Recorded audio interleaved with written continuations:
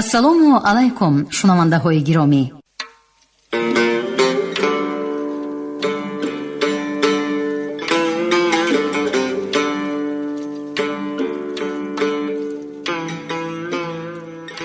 ба таваҷҷӯҳи шумо идомаи силсила гуфтори хонишҳои бадеӣ аз рӯи рамани сегонаи нависандаи халқии Тоҷикистон Ҷалол Икромӣ, духтари Оташ, 12 дарвозаи Бухоро ва тахти Вожгон.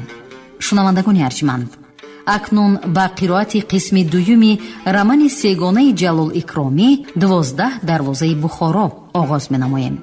ҳоло гуфтори 13-ро аз рӯи ин раман бишнавед. ровӣ Ализода Абдурашид Хуҷамқул. қисми 4.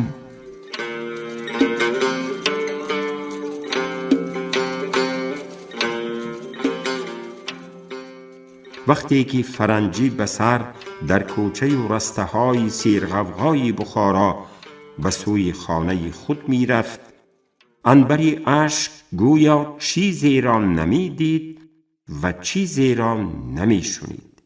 چند بار سواران مجبور شده اسب و خر خود را داشتند که او را زیر نکنند و از قفایش کور نماند، کر نماند، گرنگ نماند، هرچی بود گفتند.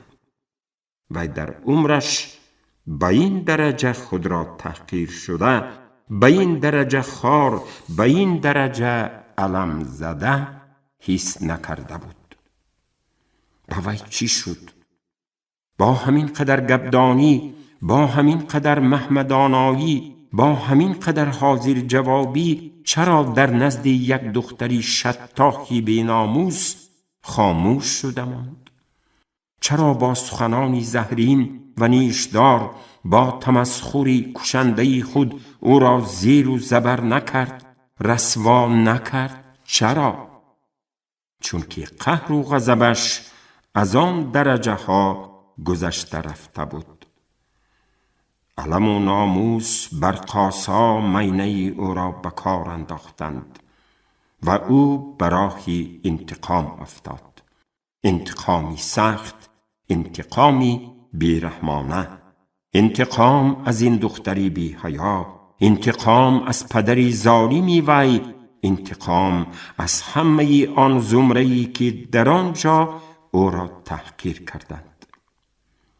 بله، وی چنان می کند که یک عمر این خاندان و این دختر زهری زدهشان را فراموش نکنند، تلخی آن را در کام خودشان چشند، درد آن را در دل خود حس کنند.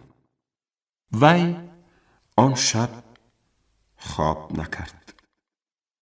پس از 1 ماه این حادثه، دختری شطاح را برای امیر کشیده گرفته بردند و در شهر خصوصاً در بین بایزنها آوازه شد که عنبری اشک دختریاب امیر است.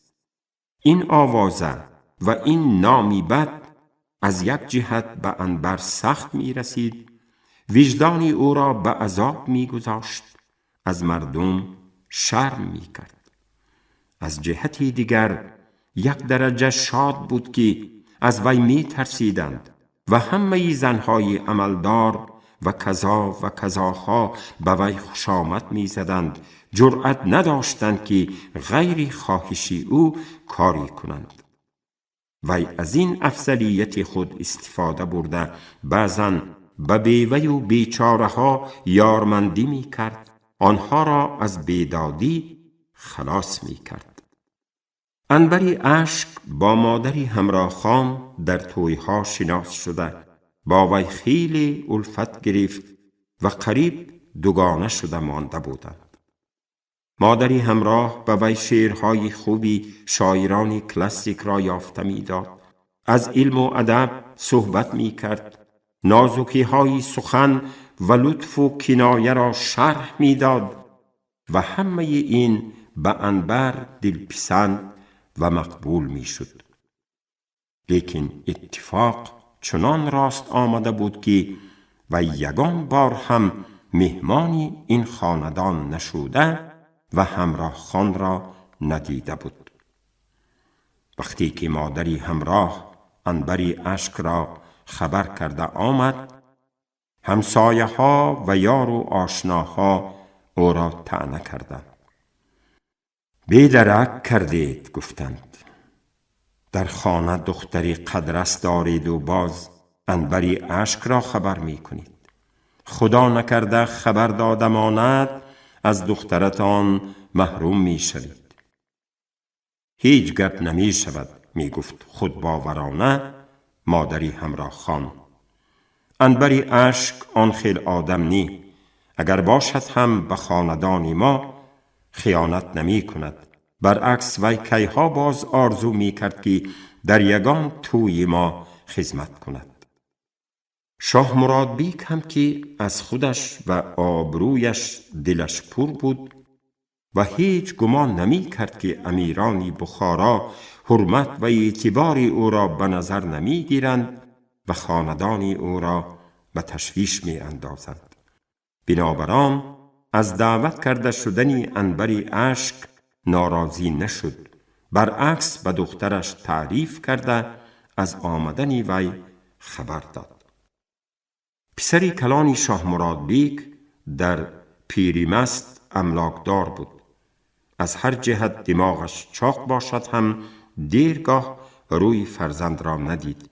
زنش به اولیاها نظر و نیاز بسیاری می برد.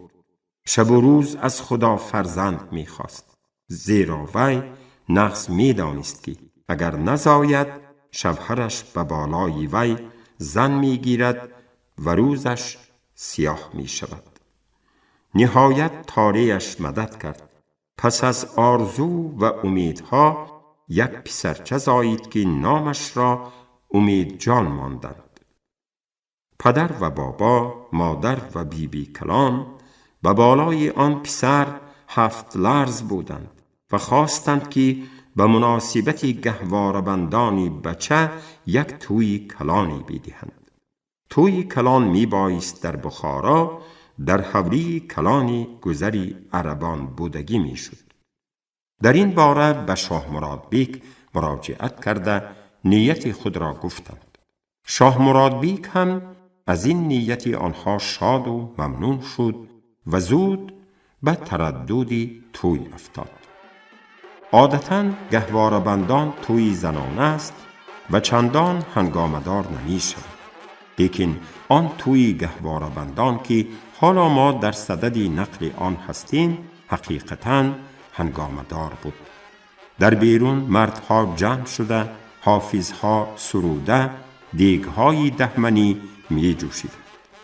در حولی درون زنهای بسیاری از هر طبقه جمع شده در چندین خانه ها سازنده ها ساز می کردند و سرود می خواندند. در خانه کلام پس از رقصیدن سازنده طلا، سازنده کرکیگی با سرود و ترانه ها هنرنمایی کرد و نهایت عنبری اشک به میان خانه برآمده چنان رقصید و چنان غزل خوانی کرد که همه به شوق آمدند. در این توی و در این بزم وی همه هنرهای خود را نمایش دادن می خواست و بی هیچ ساختگی از دل و جان کار می کرد. حاضران که دیرباز او را ندیده بودند از این هنرنمایی و صنعت او گرنگ و حیران شدند.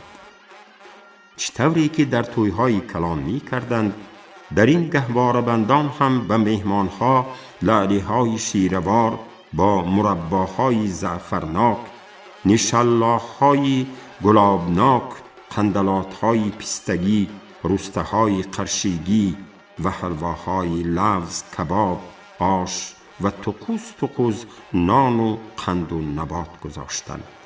پس از خوردن و آشامیدن و رقصیدن ها در خانه کلانی بالای صوفه که زنی زاییده در آنجا بود مراسمی گهواره بندان سر شد. گهواره‌ای نوی رنگین که گوشک‌هایش سوادکاری کرده شدگی بر این می درخشید و با گهواره پوش‌های بخمل و شاهی و فرنگی و با تخت پوش و پاپوش و توبک و سمک‌های نو آرا داده شده بود به میان خانه گذاشته شد. در یک طرفی گهواره زنی زاییده نشست و در طرفی دیگرش مامادایه و کیوانی گذر جا گرفتند. پیش از همه یک تا نانی روغنی نظرکی را آورده به زنی زاییده دادند. وی از یک لبش گزید و از درون گهواره گذرانیده آن را به مامادایه داد. از دستی مامادایه چنگ زده کیوانی گذر گرفت و از دستی کیوانی گذر دختر بچه شوخی که در آنجا حاضر بود نان را ربوده بروی حولی تاخت. از پسی وی بچه ها تاخته رفتند.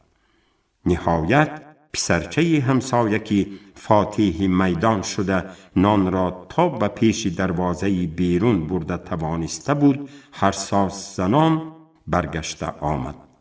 از بالای سری وی قند و قندلات پاشیده به دستش تنگه ها دادند. پس به سرگه میانجا و پایانی پای گهواره تخته گذاشته آتش دادند و مامادایه کینچی دعاها را خوانده زیان و زحمتها را دور کرد. پس به دستکی گهواره هر خیل تومارها، شبه های چشم، سریمساق و سیاه دانه آویخته به بالای دستکی گهواره 4 مغز شکستند. یک کله گوسفند را که در آن توی کشته بودند پخته آورده کفاندند. پس از همه این کارها بچه را یکی از کمپیرها گرفته قصداً چپه پایش را به جای سر و سرش را به جای پای گذاشته پرسید: همین طور مانیم می؟ نه گفتند حاضران.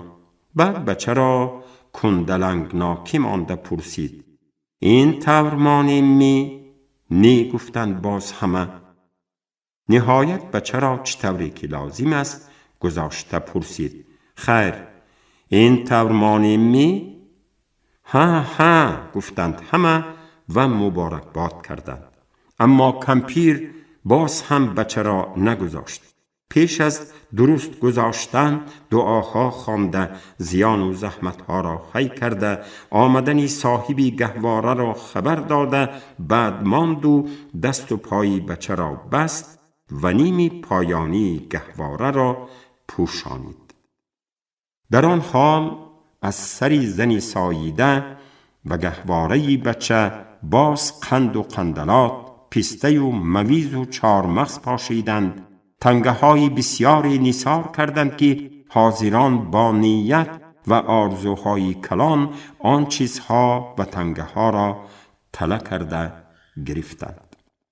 پس از این زنی زاییده و گهواره را به پیشگه خانه جا داده سازنده ها باز بزم سر کردند. این دفعه سرودها به بچه و مادری بچه بخشیده شدگی بودند. بچه بچه جانی بچه، خدا نگهبانی بچه.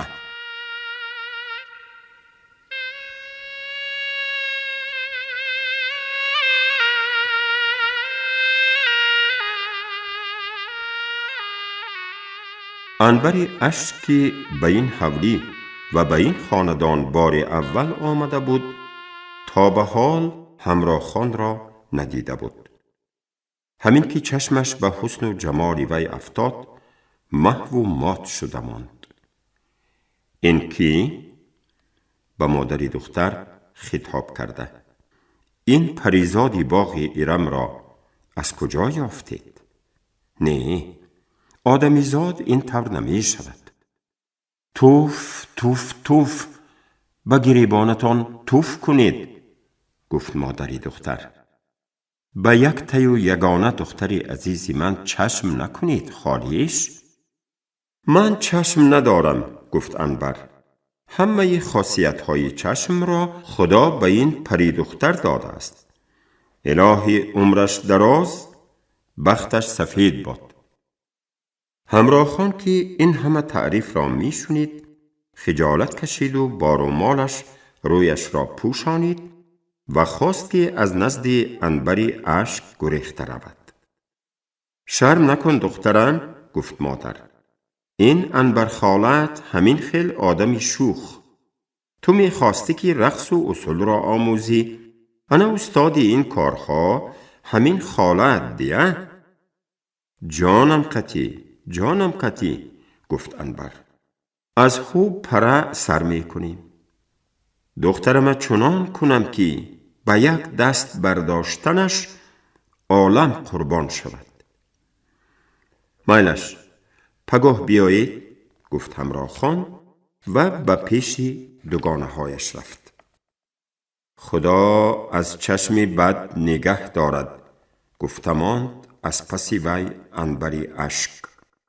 الهی، گفت مادر و به عنبر مراجعت کرد. از هیچ کس خوفم نیست و از گلشن می ترسم دیه خالیش. برای چی؟ مگر وی همراه خان را دیده بود؟ دیده بود، گفت محزون شده مادر. دشمنها به وی راه نشان دادند. کدام روز با بهانه در آمده آمد. مهمان کردم و روی راست نباشد هم از دور پرتافته مقصدش را پرسیدم، نگفت. لیکن چند بار مرا در بالا دیده و خیلی حرمت می کردگی شده مانده است. پروا نکنید، گفت عنبر. من او را دیده گپ می زنم، خبر نمی رساند. اما دیر شده بود. روز دیگر گلشن زنیاب امیر در بالای ارگ در خانه خاصه با توره ولیعهد عالم خان صحبت می کرد. چشمانی همه کنیزانتان در راه شما 4 بود، می گفت گلشن به توره. شب و روز از خدا صحتی و سلامتی شما را خواسته آرزو می کردند که باز یک بار دیگر دیده به جمال شما کشایند و قربان شوند. عالم خان بروی نیمکت یازیده نشسته کتابی صورتناکی روسی را می دید. تو هم به گپ استاد شدی، گفت وی از کتاب چشم نکنده. سلامتی خشک و خالی را من چی کنم؟ جان ما فدایی. بس، گفت عالم خان سخن گلشن را بریده و از جا نیمخیز شده. جانی شما هم به من در کار نی فهمیدی؟ به من جانی دیگر لازم، جانی که حقیقتاً جان باشد، جانی که فدایش شوی ارزد. این زاچه بازی ها به دلم زد. وای مرم، گفت گلشن. یک نه 2 جفتی پاک دارید که هر کدامشان به خراج مملکت می ارزند، هر کدامشان در و گوهر. باز اگر هر کدام از کنیزان پاشا بیبی را خواهید به خدمت تیار. نخواد که همه این زاچه بازی باشد. ها، زاچه بازی، گفت به طور قطعی توره. دل می خواهد که به یگان پریزاد عاشق شود، مهر بندد. می فهمی؟ نه، تو نمی فهمی. اگر من خودم از مهر و محبت بی نصیب باشم هم، گفت گلشن عیارانه، لیکن چی بودنش را نقص می دانم. پریزاد که دل شما را با مهر و محبتش بسته گیرد، هم در حسن و جمال هم در عقل و کمال یگانه دهر باشد، مگر از جناب عالی باقی می ماند. هر یک چیزهای غلطی هست که نخواد که جناب عالی غایبدان شده اند. از کرمینه استاده می دانند که بروی خط تو کی هست و کی نیست. بله، می دانند، گفت گلشن. چشم و گوشهای بسیاری هستند که از روغن و شیره دولتخانه تیزبین و شنوا گشتند. و همه آن چشم و گوشها خاک می پاشیم، اصلا پروا نکرده گفتن گیر. می ترسم توره. قصداً سخن را لجاج می داد گلشن. یک تسر دارم. از قیمتی سرت 10 بار زیادتر کرده می گیری. میر سید عالم خان می گوید. گلشن دویده از جا برخاست و تعظیمی کرد، زیرا که توره آمیرانه و امیرانه به او خطاب نموده بود. دختری شاه مراد بیگ توقسبای فرغانگی، گفت گلشن. حاضر در این تک تک مثل و مانند ندارد. سینش اکنون به 13-14 رسیده باشد هم قدش سر برین، میانش باریک، سورینش فربه، چشمانش مثل چشمانی غزالی رمنده با یک نگاه دل را پاره می کند. مویش خرمایی رنگ که به پوستی سفید او شینم گشته است. به گمانم پری هم اینقدر زیبا، اینقدر دلبر نمی شود. عقل و کمال و دانش و ذکاوتش را نمی گویید. اگر باور نکنید از خاله عنبر پرسید، وی به شما دروغ نمی گوید. خاله عنبر از آن خودی، گفت توره. لیکن خبری این دلارام را تو بجای نرسانده ای؟ هنوز نه. بنابران عرض کردم دیه، فقط خاله عنبر می داند و بس. عالم خان از جا برخاست و صندوقچه سیمکاری زیبایی را که در طاق آن خانه بود گشاد و از درون آن انگشترین الماسی را گرفته به گلشن دراز کرد. این برای خبری خوشت، گفت وی. اگر گفته‌ات بر این باشد زیادترش را می گیری. گلشن دویده رفته انگشترین را گرفت و به چشمانش مالید. جانم فدای تورین باد. رو خاله عنبر را جیغ زد. خاله عنبر از این دعوت ناگهانی حیران شد. وی هرچند که به عالم خان و مادری او معقول بود و همیشه در وقتی به بخارا بودن آنها خدمتشان را کرده با صحبت شیرین خود آنها را ممنون می کرد، لیکن از فعل توره همیشه در حذر بود. می دانست که وی چندان دوراندیش و با تدبیر نی، گوساله مزاج است. مبادا گلشنی فریبگر نلقیده باشد گفته با اندیشه و ملاحظه به خانه خاصی توره داخل شد و تعظیم کرد. الها خدا به عمر و دولتی ولی عهد زمان برکت دهد. چه ساعتی نیک بوده است که این کمینه کمترین سزاوار خاطری جنابشان گشتند. عالم خان کتابی صورتدار را تماشا کرده می نشست. به سخنان عنبر گوش داده ایستاد و تبسم کرد. تو ولی هستی خاله عنبر، گفت وی از کتاب چشم کنده. حقیقتا هم در ساعت نیک و سعد تو به خاطری ما رسیدی. بیا به این پری پیکر نگاه کن. عنبر دست پیش گرفته پیش رفت و به کتاب نگاه کرده صورت یک زنی نیملوچ را دید که با کاکلهای طلارنگ غلو و زیبای خود سینه‌هایش را پوشانیدنی شده ایستاده است. دیدی؟ این لب و دهان، این روی زیبا، این چشم و ابرو در کی هست؟ بدن را نمی گویی؟ ایمان کس می پرد، گفت عنبر نیم هزل و نیم جدی. این خیلش را بینی؟ از ایمان دست شستن گیر. نعوذن بالله، گفت باز شوخی کرده عنبر. لیکن حقیقتا چیزکی غلطی بوده است. میگویند که تو از این نقصترش را میدانی. هم در حسن و جمال، هم در عقل و کمال مثل و مانندش نبوده است.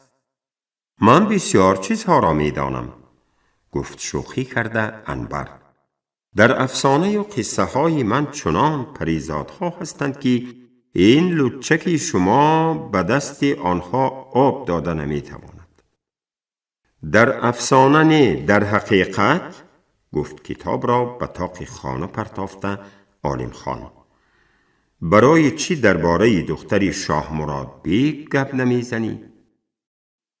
اولش این که تصدق سرتان شوم دختری شاه مراد بیگ تخسبا هنوز جوان است. اکنون 12 را پر کرد.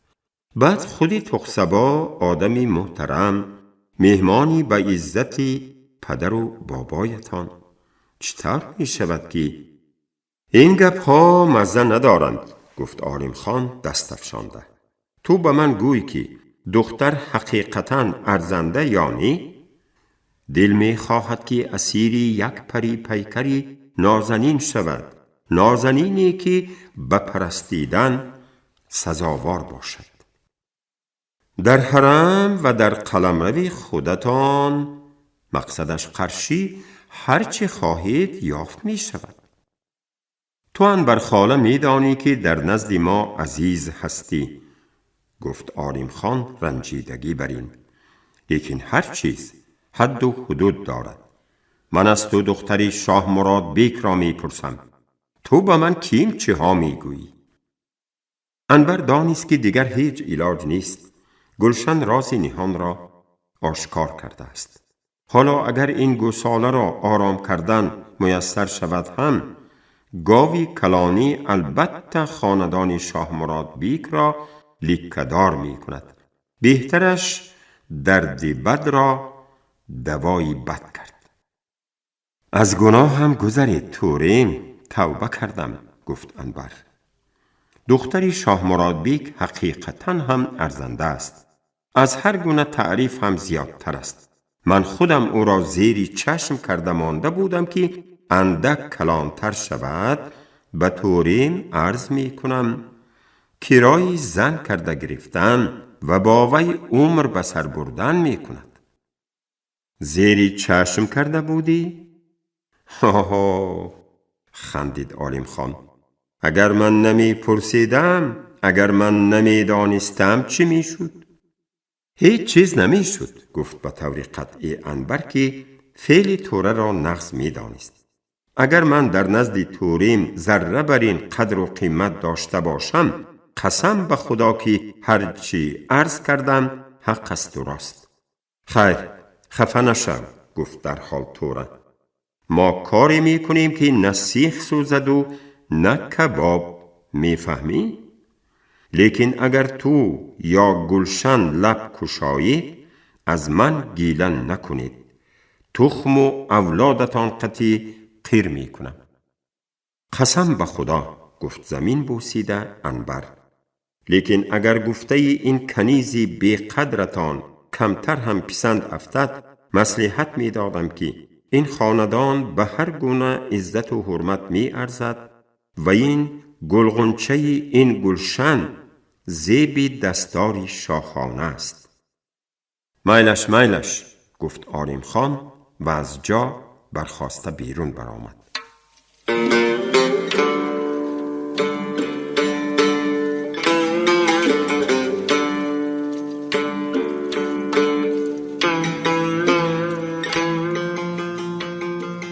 шунавандаҳои азиз, шумо гуфтори 13-ро аз рӯи рамани 12 дарвозаи бухорои нависандаи халқии тоҷикистон ҷалол икромӣ дар қироати ализода абдурашид хуҷамқул шунидед. коргардон шералӣ нағзалӣ, садобардор карим толибов. поёни гуфтор аз силсилаи хониши бадеӣ.